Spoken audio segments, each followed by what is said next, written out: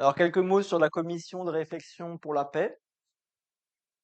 Euh, bon, la plupart d'entre vous le savez, mais notre mouvement d'église, l'église ménonite, est issu d'un mouvement anabaptiste qui a fait le choix très tôt dans son existence de la non-violence, alors que d'autres anabaptistes avaient choisi de répondre de façon violente aux persécutions. Et ce choix de résistance non violente a rendu témoignage de leur foi auprès de leurs concitoyens à l'époque. Beaucoup de gens ont vu avec émotion que c'était des chrétiens qui pouvaient résister jusqu'à la mort sans se défendre. Et ça, c'est vraiment à l'image du Christ qui, sur la croix, est mort sans se défendre. Et donc, ce refus de porter les armes, c'est inscrit dans l'ADN des églises ménonites. Euh, les jeunes ménonites, pour la plupart, ne faisaient pas leur service militaire. Ils demandaient à faire un service civique. Normalement, la plupart des jeunes ménonites refusaient de porter les armes dans les conflits armés. Ils étaient plutôt sur des services d'infirmerie ou ils essayaient en tout cas de ne pas avoir à tuer. C'est quand même un des commandements principaux, tu ne tueras point. C'est pas les seules églises qui pratiquent cette non-violence. Les Quakers, par exemple, aussi sont des églises de paix. Mais en Europe, c'est ce qui nous distingue de beaucoup d'autres mouvements d'églises évangéliques. Et il y a une trentaine d'années, je pense, peut-être même un peu plus, un groupe de jeunes chrétiens ménonites, dont la plupart sont encore en vie aujourd'hui, mais pour certains sont très âgés, comme André Nussbaumer, qui était ancien ici. Euh, alors les gens, en se moquant un peu, disaient oui, c'était un peu des babacools à sandales, etc. Et Daniel Goldschmidt, par exemple, etc. Des jeunes ménonites qui se disaient mais ça, on a perdu un peu l'élan de la paix, etc. Plus trop un thème dans nos églises, il faut que ça reste un thème central. Et ces jeunes-là, à l'époque, ils ont commencé à se réunir de façon un peu informelle pour discuter de sujets autour de la paix. Et puis, de fil en aiguille, c'est devenu une commission au sein de notre association d'églises. Et cette commission de réflexion pour la paix existe depuis une vingtaine d'années. Et chacun peut y participer, c'est très ouvert. L'idée, c'est que, dans la mesure du possible, il y a des membres des différentes églises qui se réunissent 2 fois par an. Et une des réunions, elle sert à préparer un dossier qui s'appelle le dossier du dimanche pour la paix et qui chaque année propose à nos églises un thème de réflexion, voilà, autour de la paix, de la non-violence. Il y a eu des sujets sur la fabrication et la vente des armes, il y a eu des sujets sur la justice sociale. C'est très varié, c'est très intéressant de participer à la réflexion et à l'élaboration de ces dossiers. Et j'ai la chance d'y participer depuis quelques années. Le dimanche pour la paix est célébré normalement le deuxième dimanche du mois de mars. Cette année, on est un peu décalé à cause de notre assemblée générale, mais c'est pas grave. Il y a une offrande en commun. Toutes les églises ménonites de France sont appelées à faire une offrande avec un objectif commun, et cette année, c'est l'Ukraine. Voilà. Donc, ça a été bien présenté par papa. Tu peux passer. Alors, le thème du dossier cette année, c'est la guerre et après. Il y a un verset sur lequel je reviendrai à la fin de mon message, donc je ne vais pas m'étendre maintenant, mais la question qu'on propose de se poser, c'est bon, toutes les guerres finissent un jour ou l'autre, mais quand on est en guerre, il faut parfois des fois réfléchir à la perspective de la paix. Et je me faisais la réflexion là, 30 000 $ pour former des artisans de paix pour reconstruire la paix en Ukraine. Je ne sais pas, mais à mon avis, je pense que c'est 1 ou 2 minutes de bombardement aujourd'hui sur le front, 30 000 $. Juste en valeur d'obus. Alors qu'on n'arrive même pas à trouver au sein des autorités 30 000 $ pour former des artisans de paix pour reconstruire le pays, ça peut poser des questions. Parce que pour dépenser des milliards de dollars pour inonder un pays de bombes, ça n'a pas l'air de poser de problème. Et pourtant, on sait très bien que ça sera un enjeu fondamental quand la guerre prendra fin, de reconstruire l'Ukraine, entre autres. Tu peux passer à la diapo suivante, s'il te plaît. Alors, la guerre et la paix aujourd'hui. Alors malheureusement, on peut faire le constat qu'il y a de nombreux pays en guerre aujourd'hui. Alors, on a parlé de l'Ukraine, hein, attaquée par la Russie. On a parlé de la Palestine, avec le conflit entre l'État d'Israël et le Hamas à Gaza. Mais on sait qu'il y a des tensions en mer de Chine autour de Taïwan. On sait qu'il y a des tensions en Corée, entre la Corée du Nord et la Corée du Sud. Dans le Cachemire, entre l'Inde et le Pakistan.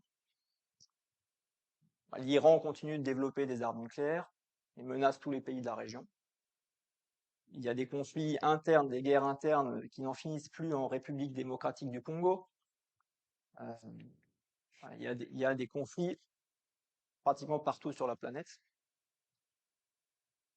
Et malheureusement, c'est une histoire vieille comme le monde, puisque aussi longtemps qu'on regarde en arrière, dans l'histoire de notre pays, dans l'histoire de nos continents, la guerre a toujours existé.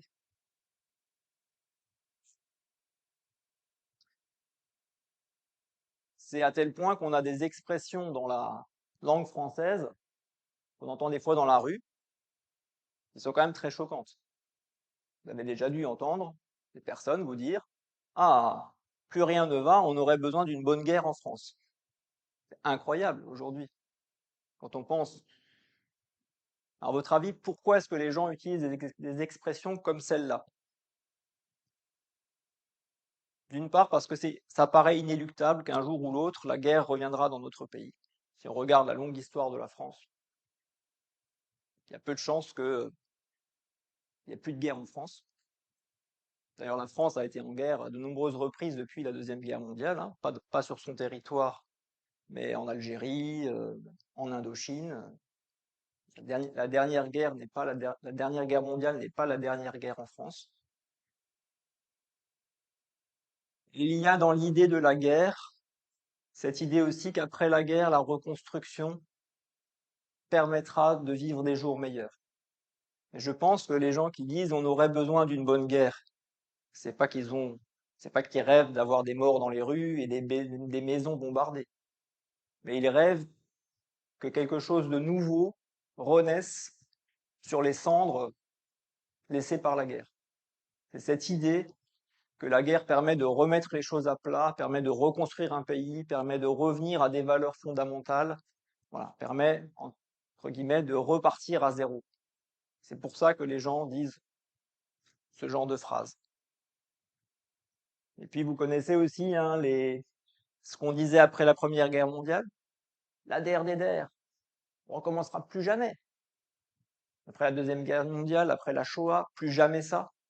Combien de génocides depuis la Shoah alors qu'on avait dit plus jamais ça? Il y a cette illusion après chaque guerre que c'est la dernière. Cette illusion ou ce rêve que c'est peut-être la dernière.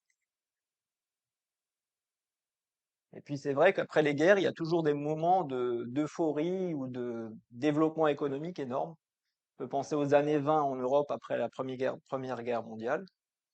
Hein, c'est les années 20, les années folles, tout le monde faisait la fête, l'économie était florissante. Jusqu'au krach de 29, pouf, toutes les économies mondiales s'effondrent. Et ça aboutit à l'arrivée au pouvoir des nazis en Allemagne et à la Seconde Guerre mondiale. Pareil après la Deuxième Guerre mondiale, hein, un boom économique énorme, les 30 glorieuses, avec des ressources gigantesques, une période bénie sur le plan économique pour la plupart des pays développés. C'est même plus ou moins utilisé par les journalistes. Vous savez, vous avez déjà entendu parler de la destruction créatrice. Cette idée qu'en détruisant les choses, on pourrait créer quelque chose de mieux. Alors ça, c'est un concept en économie normalement. C'est pas un concept en matière de guerre. En économie, c'est le principe qu'un progrès technique va entraîner une amélioration des moyens de production et plus de productivité. Mais vous avez des gens qui parlent de destruction créatrice quand ils parlent de la guerre. Comme si la guerre pouvait créer quelque chose de nouveau et de meilleur que ce qui précédait. Et puis après le plan Marshall, donc les milliards de dollars américains qui ont permis de reconstruire l'Europe et d'aboutir aux 30 glorieuses, là on a connu une longue période de paix, entre guillemets, une paix qu'on appelait quand même la guerre froide. C'est une paix qui s'appelle la guerre, hein. Et cette guerre froide, qui est basée sur l'équilibre des puissances mondiales pour imposer la paix au monde, c'est en fait une vieille histoire de la paix sur notre continent, issue de la Pax Romana, la paix romaine. Les Romains, ce sont les premiers qui ont imposé la paix par la force. Et depuis, nos sociétés vivent dans l'idée qu'avec un pouvoir fort, qu'avec une économie forte, qu'avec des lois fortes, un état de droit, on va pouvoir maintenir la paix et rester en paix. Mais on voit bien les limites aujourd'hui de la paix par la force. Et ce que je veux vous inviter à réfléchir aujourd'hui, c'est quoi le projet de paix de Dieu pour nous aujourd'hui? C'est certainement pas la Pax Romana. C'est certainement pas le projet de la paix par la force. On peut passer à la diapositive suivante, s'il te plaît. Alors, quelques références bibliques par rapport à la guerre et à la paix. La Bible, et ça lui est souvent reproché, c'est un livre qui parle énormément de guerre. Toute l'histoire du peuple d'Israël est maculée de guerre. Jésus a accompli son ministère dans un pays occupé. Ça ressort bien dans la série The Chosen, par exemple, on voit vraiment que la Palestine était occupée par les Romains, comme la France a été occupée à un moment par les Allemands. C'était un pays en guerre. Donc même le ministère de Jésus, c'était un ministère en période de guerre. Alors je mettrai une petite nuance sur la guerre de conquête de Canaan. Ça serait un sujet théologique à part entière de savoir ce que représente cette guerre-là. C'est la seule guerre dans l'histoire biblique qui a été voulue par Dieu. Ça veut dire là, il y a eu des instructions claires de Dieu pour dire qu'il fallait faire disparaître des nations de la terre promise au peuple de Dieu. Et on sait que c'est des nations qui commettaient des abominations, des atrocités. Et il n'y a que Dieu qui sait pourquoi est-ce qu'il a employé ce moyen-là pour décimer ces populations. Et c'est très dur, il y a des paroles très dures dans la Bible. Il faut exterminer tout le monde, femmes et enfants compris, et même le bétail. Mais je pense que c'est quelque chose, et un moment particulier de l'histoire biblique, et que c'est à considérer comme une exception dans toutes les guerres qui sont relatées dans la Bible. Ensuite, il y a les guerres continues. À partir de cette guerre de conquête, les guerres ne s'arrêtent pas en Israël et en Juda. Il y a des guerres au temps des juges, Samson contre les Philistins. Il y a des guerres au temps de Saül et de David. Et là, c'est le début du problème et le début de la désobéissance pour le peuple de Dieu. Rappelez-vous, Saül, pourquoi est-ce que Saül perd la faveur de Dieu? C'est parce qu'il lance une guerre sans attendre le prophète qui doit faire les sacrifices avant la guerre, et il n'applique pas l'ordre de l'Éternel qui est de supprimer tous les habitants et tous les animaux du pays conquis. Non seulement il n'attend pas, en plus il tue pas toute la population, et il garde les plus belles bêtes pour lui comme butin. Et ça, c'est la chute de Saül commence là. L'Éternel lui retire la royauté et favorise l'avènement de David. Et David lui-même ne mènera pas que des guerres justes. Et d'ailleurs, rappelez-vous la sentence, David, sa grande œuvre, ça aurait été de construire le temple de l'Éternel, et il en est empêché par Dieu qui lui dit, tu es un homme de guerre, tu as fait trop de guerre. Et c'est Salomon qui, avec les matériaux rassemblés par David, construira le premier temple. Donc c'est vraiment, ces guerres-là sont entachées par le début de désobéissance du peuple. Et après, ça fait que s'aggraver.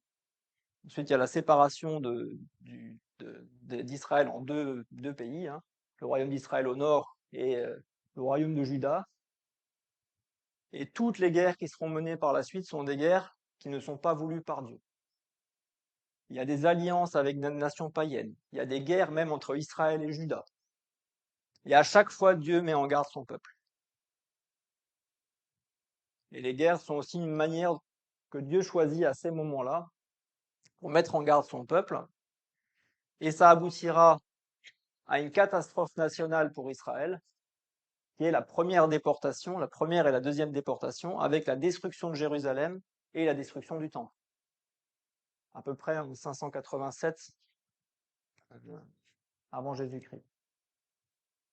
Vous imaginez la catastrophe nationale.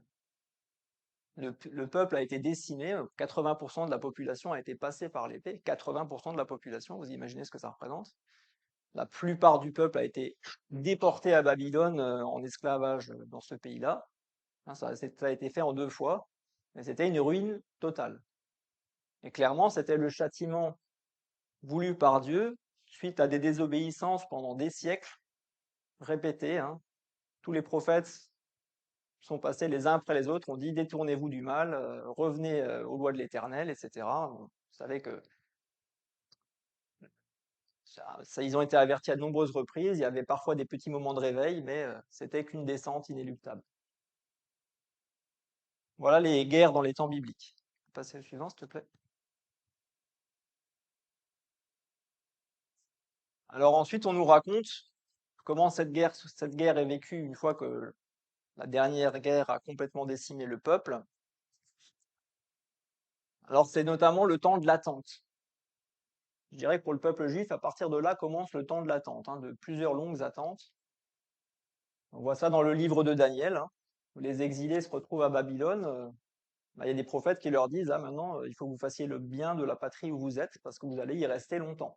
Mais pas, Jérémie avait annoncé que ça durerait 70 ans. Et effectivement, au bout de 50 ans, un premier groupe revient à Jérusalem avec Esdras pour reconstruire Jérusalem, et Néhémie également. Et en 515 avant Jésus-Christ, donc pile 70 ans après la destruction du temple, la prophétie de Jérémie était exacte, commence la reconstruction du temple d'Israël. Et la question qu'on peut se poser, c'est dans le cadre de la réflexion sur la guerre et après, c'est quelles étaient les conditions que le peuple de Dieu devait réunir pour reconstruire Jérusalem et le temple. On passe à la suivante. Alors déjà, une des conditions, c'était d'attendre. Parce que vous comprenez bien que si Jérémie avait fait cette prophétie en disant qu'il fallait qu'il se passe 70 ans, toutes les tentatives qu'aurait pu engager même Daniel, par exemple, qui était un serviteur de Dieu, n'auraient pas abouti puisque c'était pas le temps. Donc, malheureusement, pour des conflits comme l'Ukraine, la bande de Gaza, on sait très bien que ça va pas s'arrêter demain. C'est des choses qui prennent du temps. Et le problème, c'est que le seul qui sait combien de temps ça peut prendre, c'est Dieu. Alors évidemment, on peut prier pour que ça soit le plus court possible, pour que les souffrances soient les moins lourdes possibles, mais c'est quelque chose qui, malheureusement, est dans la main de Dieu aussi. Mais on sait que Dieu, il a un projet pour son peuple. Et c'est Jérémie qui donne ces paroles. Car moi, je connais les projets que j'ai conçus en votre faveur, déclare l'Éternel. Ce sont des projets de paix et non de malheur, afin de vous assurer un avenir plein d'espérance. Alors vous m'invoquerez et vous viendrez m'adresser vos prières et je vous exaucerai. Vous vous tournerez vers moi et vous me trouverez lorsque vous vous tournerez vers moi de tout votre cœur. Alors,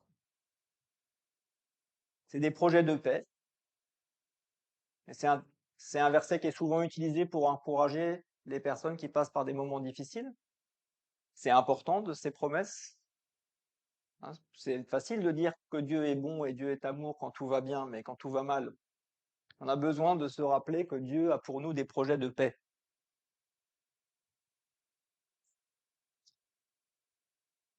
Et vous voyez aussi que ça se fait pas sans une démarche personnelle.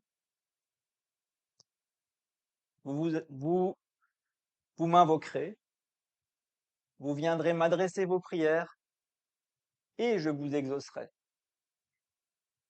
Le plan de Dieu ne se réalise pas sans que une part de nous-mêmes s'investisse, et notamment dans le fait de rechercher sa face de tout notre cœur.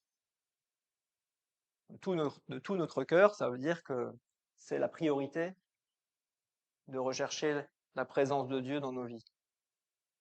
Et on va voir que ça se concrétise de cette façon-là dans la reconstruction de Jérusalem. Je vais passer la suivante. Alors, c'est assez long les passages de Néhémie, j'en ai choisi quelques-uns, mais pour vous montrer les étapes.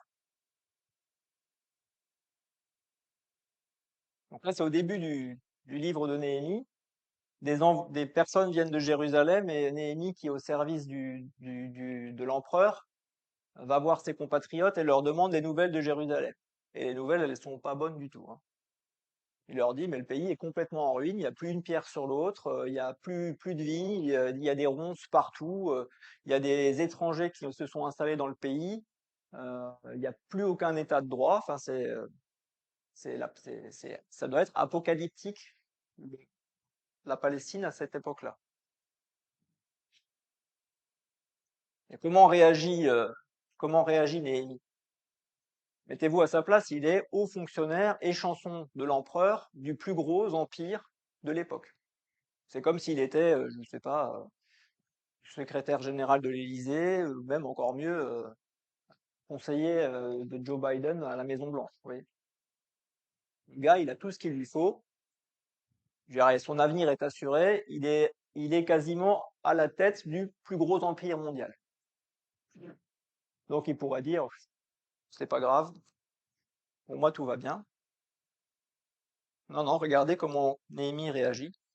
Lorsque j'entendis ces nouvelles, je m'assis et je me mis à pleurer. Pendant plusieurs jours, je restais abattu. Je jeûnais et je priais constamment devant le Dieu du ciel. Je suppliais: Ah, éternel Dieu du ciel, Dieu grand et redoutable, toi qui restes fidèle à ton alliance et qui conserves ta bienveillance à ceux qui t'aiment et qui obéissent à tes commandements, prête attention à la prière de ton serviteur. Que tes yeux soient ouverts pour voir que je suis en prière devant toi en ce moment jour et nuit, pour intercéder en faveur de tes serviteurs les Israélites et pour confesser leurs péchés. Car nous avons péché contre toi. Oui, moi et mon peuple, nous avons péché. Nous sommes vraiment coupables envers toi, car nous avons désobéi aux commandements, aux ordonnances et aux lois que tu as données à Moïse, ton serviteur. Alors Néhémie, il est complètement touché par tout ce qu'il voit. Et moi, ça me rappelle l'attitude de Jésus à chaque fois qu'il voyait quelque chose comme ça. Jésus, c'est pareil, il était le Fils de Dieu, il avait son ministère, il aurait très bien pu survoler tout ça. Non, de nombreuses fois, Jésus, il a pleuré sur les malheurs et sur la tristesse et sur la souffrance des gens qui croisaient. Et Néhémie, c'est ça. Il est dans la compassion. Il a vraiment compassion de son peuple, alors que lui-même est dans une situation tout à fait favorable. Donc il jeûne, il prie, il invoque l'Éternel, et il s'arrête pas là. Il est dans la repentance. Et il se repent de péchés qu'il n'a lui-même pas commis, pas directement.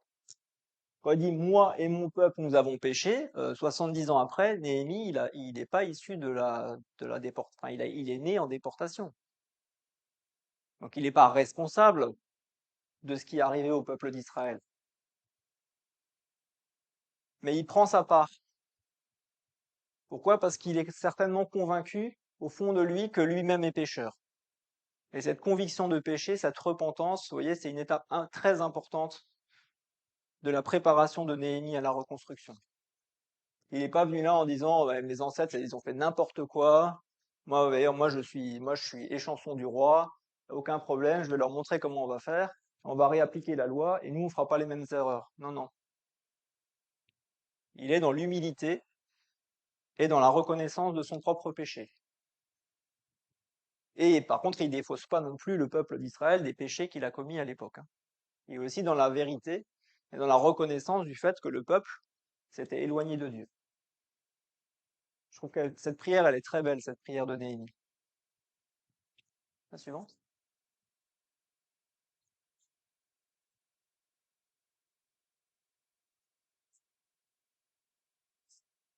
Caroline, tu as prié pour les autorités tout à l'heure, et tout ce projet de reconstruction là, ça aurait pas pu se faire sans que Dieu touche le cœur de deux rois de Perse. D'abord Cyrus, et ensuite Artaxerxès. Là. Donc on lit ça dans Néhémie 2. Alors l'empereur me demanda, que veux-tu donc? Et j'adressai une prière au Dieu du ciel, et je répondis à l'empereur, si tel est le bon plaisir de l'empereur, et si tu agrées ton serviteur, veuille m'envoyer en Juda, dans la ville où mes ancêtres sont enterrés, pour que je puisse la rebâtir. Donc là, on voit plusieurs choses. Encore une fois, Néhémie il est dans la prière.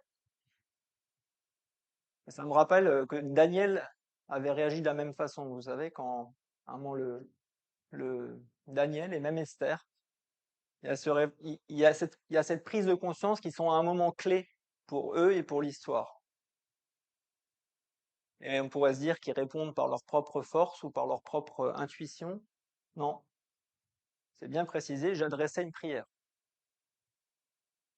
Donc l'importance de la prière, aussi pour nos autorités et pour nous-mêmes, et pour que Dieu suscite les bonnes personnes et les bonnes et, et, et qu'on ait les bonnes décisions qui soient prises au bon moment. On voit que dans cette histoire-là, Dieu a vraiment incliné le cœur de ses dirigeants à ce moment-là. Et c'était très, très, très improbable, parce que c'est des empereurs et des rois païens, hein, et vraiment païens. C'est-à-dire, absolument pas catéchisés. Hein. C'est-à-dire, ils ont leurs idoles, leur propre culture, leur propre histoire.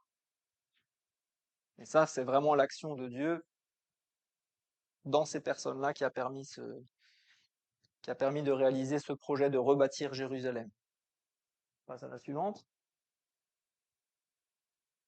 L'empereur qui avait l'impératrice assise à ses côtés me demanda alors, combien de temps durera ton voyage et quand seras-tu de retour?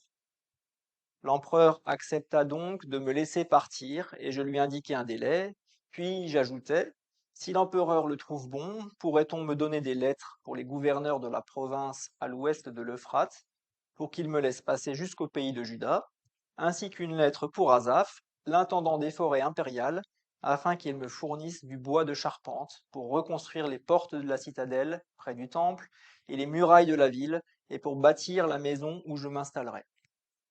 Alors là, moi, je vous dis quand même que Néhémie, il est vraiment gonflé. Non seulement déjà, bon, le roi qui devait avoir besoin de lui demande combien de temps, parce que je pense qu'il avait peur de ne pas avoir de vin pendant toute la durée de son départ. Mais je pense plus vraisemblablement, il devait être attaché à Néhémie, il devait avoir besoin de ses services, et donc il lui demande de combien de temps il a besoin. Sous-entendu, tu reviens parce que j'ai besoin de toi. Donc là, on voit que Néhémie, c'était quelqu'un de valeur hein, pour cet empereur. Et Néhémie, il aurait pu se dire, ouf, j'ai déjà le droit d'y aller. Non, non, il demande des laissez-passer et il demande à l'empereur qui a détruit sa ville, enfin, du pays qui a détruit sa ville, de fournir les matériaux de reconstruction. Ça avait quand même assez peu de chances d'aboutir, hein, mais il obtient tout ce qu'il demande par la grâce de Dieu. L'empereur va jusqu'à lui donner les matériaux de reconstruction. Ça, c'est la suite. Et là, on pourrait se dire, bah alors là, vous voyez, tout était conduit. Néhémie, il aurait pu se dire, toutou, cocorico, on rentre à la maison, on reconstruit tout ça, ça va bien se passer. Mais vous savez que c'est jamais aussi simple. On sait aussi que derrière toutes ces désobéissances, derrière toutes ces difficultés du peuple de Dieu, il y a aussi l'action de Satan, hein, qui se réjouit toujours des dissensions, des guerres et des malheurs. Et on va voir que Esdras et Néhémie vont être confrontés à des grandes difficultés quand ils vont arriver en Juda. Parce que le peu de personnes qui sont restées là sont des personnes hostiles. Parce que les gens qui vont retourner construire sont pas tous bienveillants et sont pas tous ne le font pas tous avec l'idée de reconstruire collectivement la muraille. Donc le chantier va être très difficile, va s'arrêter plusieurs fois, les gens vont perdre courage, et Esdras et Néhémie vont vraiment être en permanence des encourageurs, ils vont soutenir les gens pour aboutir à bien. Et il y a ce passage que j'aime beaucoup là, où ils disent, mais à partir de ce jour, la moitié des hommes seulement faisaient le travail, et l'autre moitié, vêtue de cuirasse, était armée de lances, de boucliers et d'arcs. Et les chefs se tenaient derrière tous les gens de Juda. Ceux qui étaient occupés à rebâtir la muraille et ceux qui portaient ou chargeaient les fardeaux travaillaient d'une main et tenaient une arme de l'autre. Chacun des bâtisseurs avait une épée attachée à sa hanche, c'est ainsi qu'ils bâtissaient. Alors, je ne sais pas si vous avez déjà fait des chantiers de maçonnerie ou de construction. Je pense que c'est suffisamment dur physiquement pour ne pas être obligé de se priver d'une main et de porter des armes encore à la ceinture en même temps qu'on travaille. Donc on voit que les choses n'étaient pas faciles pour autant. Et qu'il aura vraiment fallu une persévérance sans faille. Et qu'il aura vraiment fallu se battre littéralement pour pouvoir reconstruire les murailles de Jérusalem et le temple. Ça, c'est aussi une prise de conscience que même quand Dieu conduit les choses et quand Dieu conduit la reconstruction, les choses ne sont pas simples. Parfois, on a des signes dans nos vies qui montrent que on voit assez bien le chemin à suivre. On a on a cette conscience ou l'esprit met sur notre cœur que c'est dans cette direction-là qu'il faut aller. Et souvent, c'est accompagné de signes positifs et ça commence bien.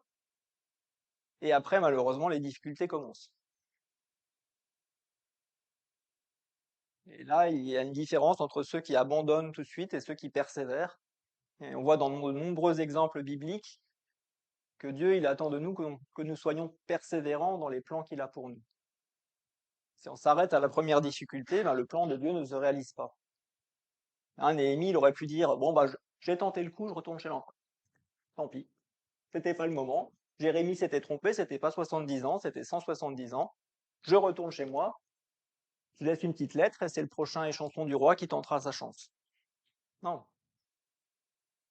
Alors moi, je redis, il aurait très bien pu se dire, oh là là, mais moi j'ai fait tout mon possible, là j'ai obtenu le bois, etc. Si vous ne reconstruisez pas, les gars, je me désolidarise et je rentre. Il aurait très bien pu réagir comme ça, Néhémie. Parce que lui, il n'avait aucun intérêt, enfin, il n'avait aucun intérêt à ce que le temple et la muraille soient reconstruits, hein, personnellement. Il le faisait vraiment parce que c'était sa vision pour son peuple. Non, il s'est battu jusqu'au bout et ils se sont littéralement battus pour pouvoir reconstruire. Donc construire la paix, ça se fait pas sans combat. Hmm. Je regarde l'heure parce que je suis un peu long. Alors, maintenant je voudrais arriver à une partie un peu plus difficile du message que je veux vous transmettre aujourd'hui, qui est une partie un peu plus personnelle, qu'a déjà introduite mon papa tout à l'heure. Parce que c'est facile de parler de géopolitique ou de parler des guerres d'Israël. C'est instructif, mais ça nous concerne pas personnellement. J'ai mis un petit tableau là parce que je voudrais rapidement avec vous réfléchir à ce qui, dans nos vies, peut aussi parfois s'apparenter à des guerres et des champs de bataille. Il y a déjà eu des indices dans les prières, mais on va vite les mettre là.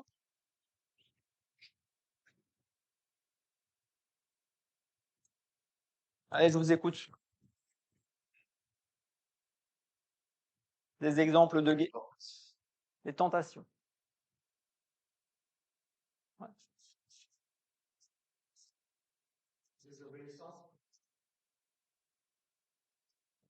Alors là, on est plutôt peut-être dans ce qui fait qu'on va arriver en guerre, mais qu'est-ce, une guerre, c'est un conflit, vous voyez? Ouais. Les conflits dans la famille, ouais. Ouais, ouais. Dans quel contexte? Parce que bon, on peut avoir des conflits dans la famille, des désaccords dans la famille, hein. Par exemple, en cas de succession, souvent, il y a des familles qui se déchirent parce qu'il faut partager l'héritage, c'est pas évident. Il y a des blessures d'enfance qui se matérialisent plus tard par des conflits entre les enfants, hein, qui se sentent plus ou moins aimés par les parents ou plus ou moins reconnus dans ce qu'ils ont fait. Effectivement, la famille, c'est malheureusement le lieu de beaucoup de conflits, c'est de beaucoup de bénédictions aussi, hein, mais aussi de beaucoup de conflits. Dans quelle autre sphère on peut vivre des guerres? Non, mais je m'intéresse plus au contexte, vous voyez, parce que des différences d'opinion, on peut en avoir dans la famille, mais on peut en avoir où? Dans l'église. Merci, Claude. On peut le dire sans problème, parce que tous ceux qui ont fréquenté différentes églises savent, dans toutes les églises, il y a des conflits. Voilà. Les églises, malheureusement, n'échappent pas à ça. Bon, la famille, les églises, quel autre endroit? Au travail, hein. C'est tous ceux qui ont vécu des moments difficiles dans leur travail savent qu'en général, la plupart du temps, c'est lié aux relations interpersonnelles, hein. Ça peut être lié aux conditions de travail, mais souvent, c'est quand même des problèmes interpersonnels, hein. Dans le monde du travail, ouais. Oui, dans les conseils municipaux, moi j'ai travaillé avec des élus, comme ça on a l'impression qu'ils s'entendent tous, mais quand vous les avez ensemble, il n'y en a aucun qui s'entend, hein. Ouais. Et dans un quartier, etc., dans le voisinage, hein. Quel autre endroit? Dans les associations, bien sûr. Il n'y a pas que dans les églises, hein. Les clubs de foot aussi, il y a des gens qui s'entendent pas.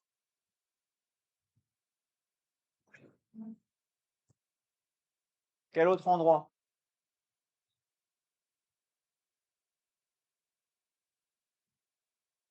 Donc, à l'église, au travail, en famille, dans les associations, ouais. Ouais, voilà, c'est ça que je voulais. Merci Timothée. Hein, dans l'école, les lycées, les collèges, etc., hein. Le harcèlement, enfin, bon, je vais pas continuer la liste, vous avez compris que, ouais, oui, voilà, voilà. Hein, Sartre disait, c'est l'enfer, c'est les autres, hein. C'est- Voilà. Et pourtant, Dieu nous a fait des êtres relationnels entre les pays, bien sûr, oui, hein. Ça, c'est peut-être le sujet le plus important aujourd'hui, hein. Et beaucoup de gens qui ont travaillé sur des conflits armés, etc., et, et même des écrivains, hein, vous avez le grand roman Guerre et paix de Tolstoï. La plupart arrivent à la conclusion que tout ça arrive toujours en partant de conflits interpersonnels individuels. Ça veut dire que c'est l'exacerbation du patriotisme français et allemand, hein, qui a conduit à la guerre, hein. C'est les tensions économiques entre ces pays qui ont conduit à la guerre. C'est pas une personne qui à un moment décide on va attaquer tel pays. C'est le résultat en général de tensions qui s'expriment déjà au niveau individuel. Voilà. Et ce qui m'intéresse, moi, c'est qu'en fait, Jésus, son message, c'était pas un message géopolitique, vous voyez.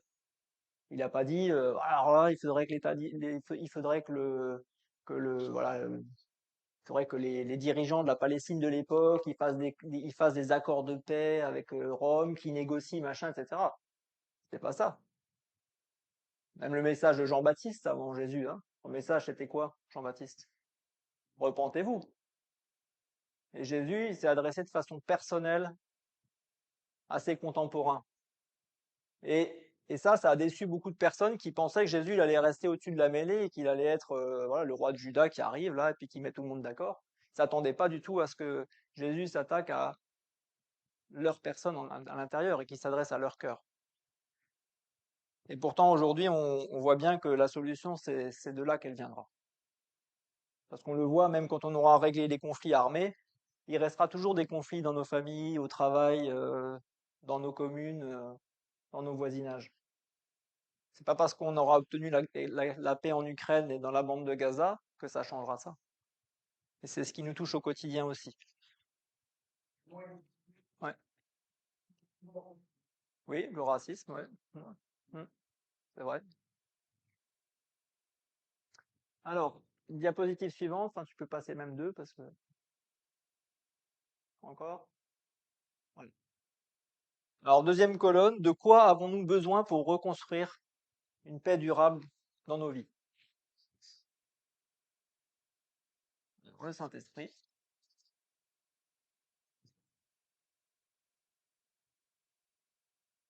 La volonté, oui. Hop. La repentance.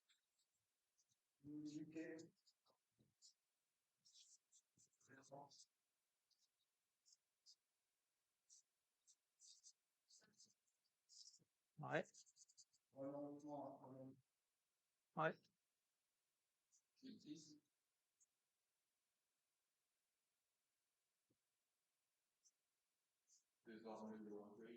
Ah, mais vous êtes trop bon, hein. J'ai plus de place. Ah. T'as dit comment, François? Désarmer l'orgueil, ouais. Ouais. Pardon.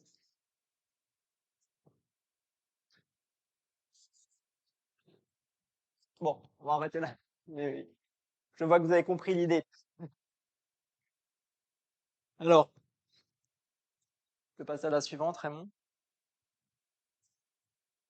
Alors, quelques paroles du Nouveau Testament maintenant pour, euh, pour nous inviter à reconstruire une paix durable dans nos vies et dans nos pays et dans notre monde.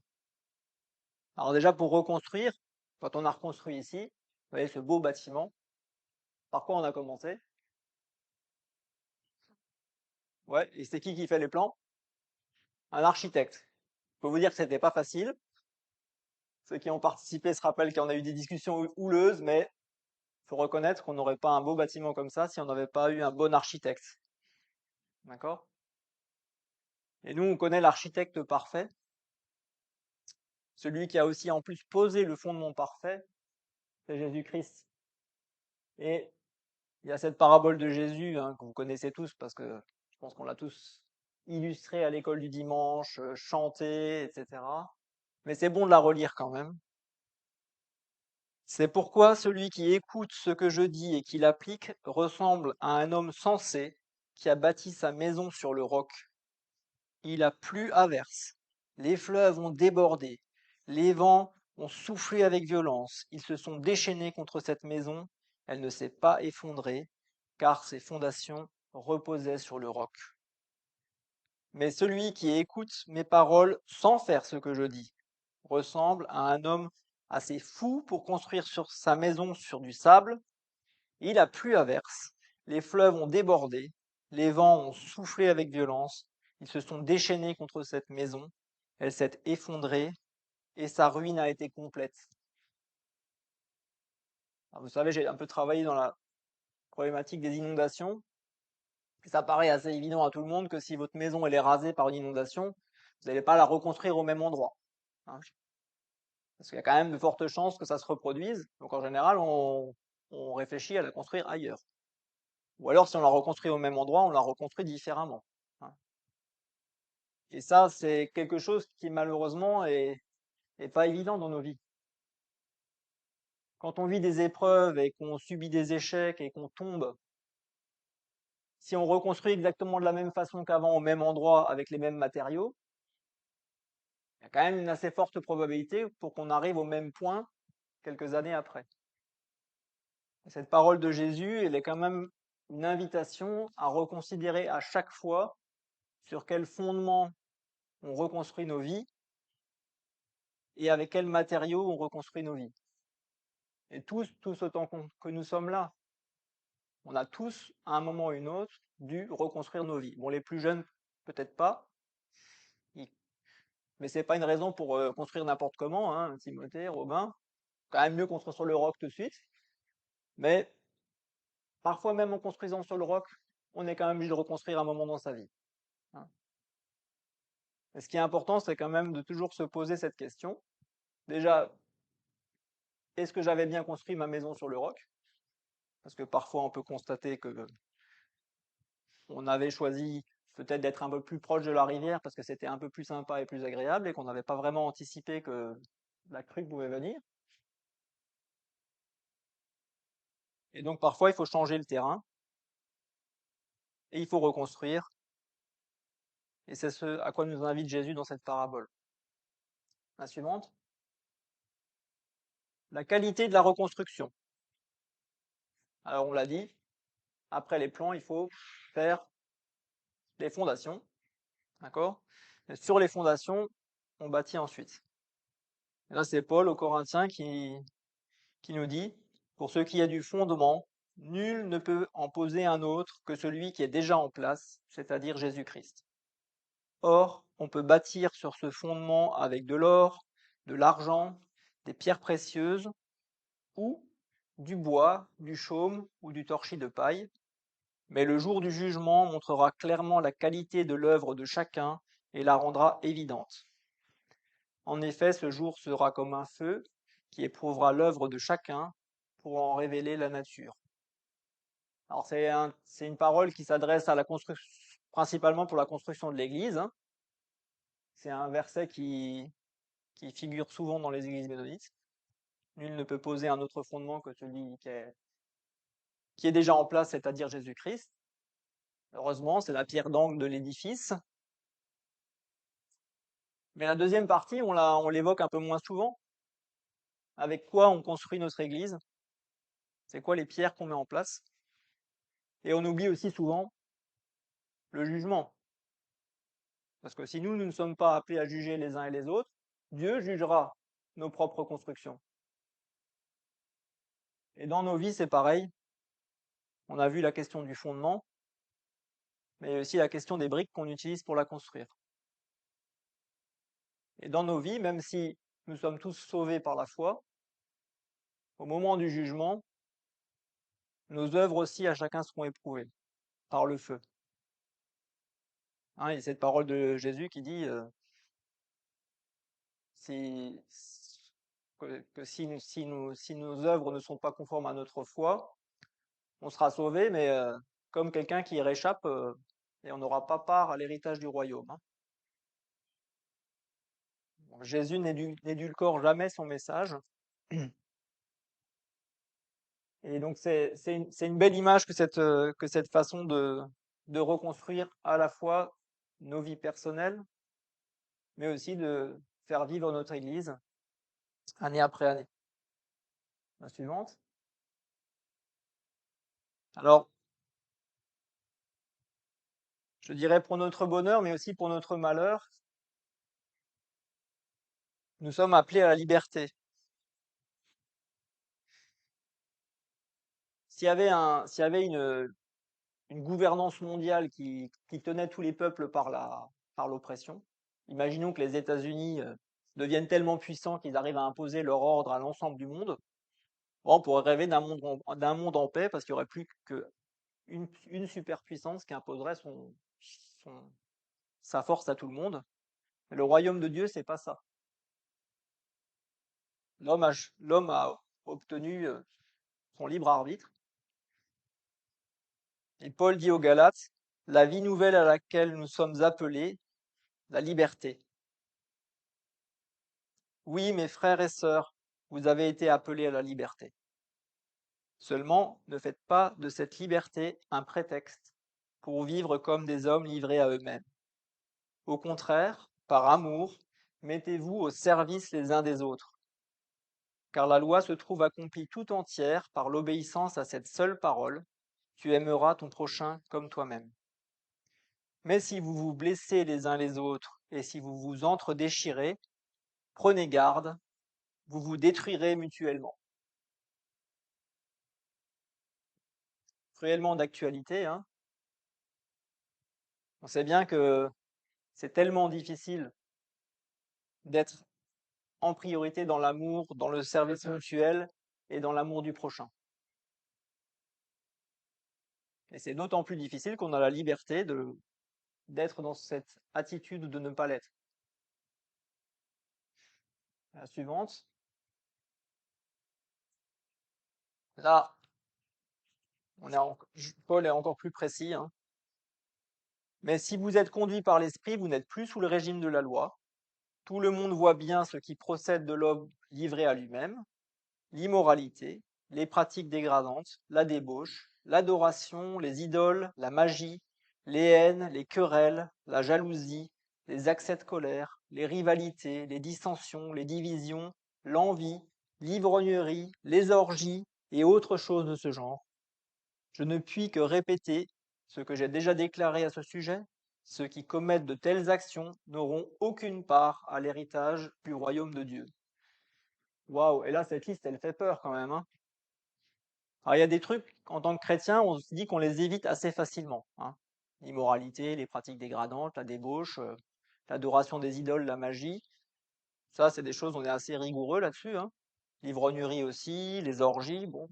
On va dire tout ce qui touche aux mœurs, on est assez champions, là, les chrétiens, là-dedans, même pour donner des leçons au reste du monde là-dessus. Mais là, au milieu du texte, là, les haines, les querelles, la jalousie, les accès de colère, les rivalités, les dissensions, les divisions, l'envie. Que ce soit dans nos vies personnelles, hein, dans nos familles, au travail, dans nos églises, dans nos responsabilités politiques éventuellement, qu'est-ce que c'est difficile de ne pas tomber là-dedans. Si seulement il y avait une petite lumière qui s'affichait à chaque fois qu'on est dans cette attitude-là, hein. Je pense qu'on peut tous confesser qu'on a beaucoup de mal à ne pas revenir dans cette attitude. La suivante, vraiment. Mais le fruit de l'esprit, c'est l'amour, la joie, la paix, la patience, l'amabilité, la bonté, la fidélité, la douceur, la maîtrise de soi. La loi ne condamne certes pas de telles choses. Or, ceux qui appartiennent à Jésus-Christ ont crucifié l'homme livré à lui-même avec ses passions et ses désirs.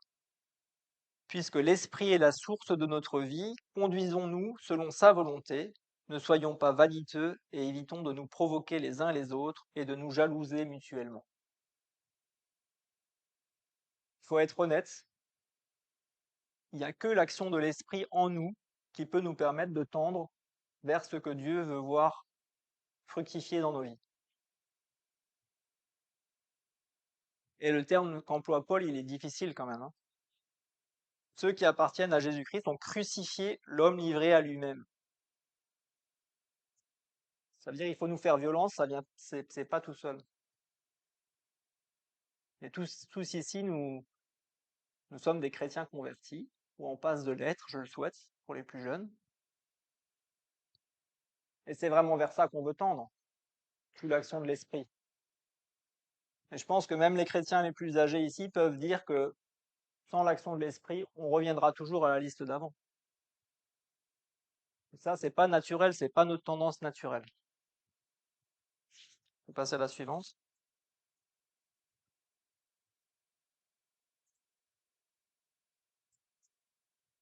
Tu peux passer à la suivante, Clément. J'arrive à ma conclusion. Donc, la guerre, c'est toujours l'aboutissement ultime de l'éloignement et du rejet de Dieu par l'humanité. Vous savez, le salaire du péché, c'est la mort. Les millions de morts dans les guerres, c'est toujours l'aboutissement du péché répété de millions d'individus qui, dans leur vie personnelle, ne vivent pas le message de l'Évangile. Nous-mêmes, nous pouvons dire que nous vivons des conflits et des relations brisées à différents niveaux de nos vies. Et Jésus nous appelle à suivre son chemin de paix, le shalom. C'est vraiment un mot spécifique, hein, en araméen. C'est pas la Pax Romana, c'est son projet de paix. Et pour ça, il ne nous laisse pas seuls. Et c'est là que tu peux passer à la dernière. C'est le verset qui a été choisi par la commission de réflexion pour la paix. Je vous dis tout cela pendant que je suis encore avec vous. Mais le défenseur en justice, le Saint-Esprit que le Père enverra en mon nom, vous enseignera toutes choses et vous rappellera tout ce que je vous ai dit moi-même. Je pars, mais je vous laisse la paix. C'est ma paix que je vous donne. Je ne vous la donne pas comme le monde la donne. C'est pourquoi ne soyez pas troublés et n'ayez aucune crainte en votre cœur. Donc c'est sur cette parole d'espérance que je veux vous laisser, parce qu'on voit que Jésus, il nous a donné un défenseur, il nous a donné le Saint-Esprit. Et donc même si on chute, même si on trébuche, même si parfois on s'éloigne de son objectif d'amour et de paix dans nos vies, on peut toujours revenir à lui, on peut toujours essayer de reprendre le chemin sur lequel il nous demande de marcher. Et voilà. Et c'est un travail. Tant qu'on sera sur cette terre, tant qu'on sera dans ce monde déchu, on aura ce combat intérieur à mener. Et vraiment, Jésus a tout accompli à la croix. Et voilà. On sait que, on sait qu'en chute, on est pardonné de nos péchés. On sait que le Saint-Esprit est là pour nous convaincre du péché. Le Saint-Esprit est là pour nous donner même jusqu'à l'amour de nos ennemis. Alors, si c'est juste de l'amour entre frères et sœurs dans l'église ou dans nos familles, ça devrait pas être compliqué. Voilà. Soyez bénis.